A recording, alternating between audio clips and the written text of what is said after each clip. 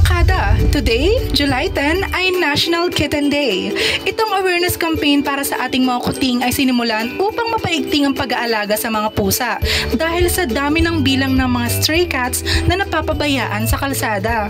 Sino ba naman kasi ang hindi sa kanilang mga meow? Kaya para mas perfect ang ating pag-aalaga sa kanila, let's get to know more about them dito sa ating Kuting Kaalaman. Did you know mga kada na ang ating mga kittens ay natutulog sa average of 15 to 20 hours? Uy, sana all! Dahil for sure ang mga poor parents dyan ay may 4 to 6 hours lang natulog, pero ang mga kuting madalas ay nakakabuo raw ng 18 hours of sleep. This helps them para makonserve ang energy sa kanilang mabilisang paglaki. Next naman kuting kaalaman ay did you know na ang mga kittens daw ay born blind and deaf?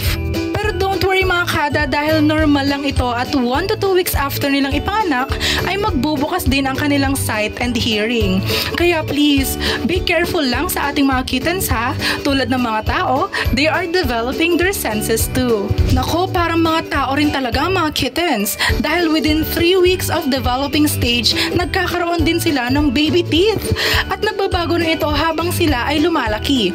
Kasabay din nila ay 3 weeks din sila bago matuto maglakad kaya walk with them like a real baby. Next kuting kaalaman, ang mga kittens ay normal na playful. Iba ang agility at reflexes na mayroon ng mga kittens na madalas natin masaksihan. Kapag nakikipaglaro sila, ito ay nade-develop para sa kanilang hunting and stalking behaviors na mahalagang role para sa kanilang physical and mental development. And para sa ating huling kuting kaalaman, did you know na lahat ng kittens pinanganak na may blue eyes?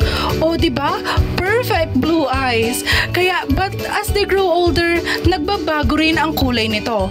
Sana all blue eyes kapag pinanganak, diba? O ayan mga kada, nakakuha na kayo ng ilang kuting kaalaman.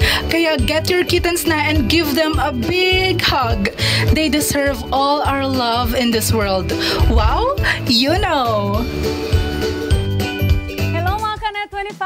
This is Diana Menezes and for more Kada Umaga updates, just click the subscribe button and follow us on Net25 social media pages at Net25 TV and at Net25 Entertainment.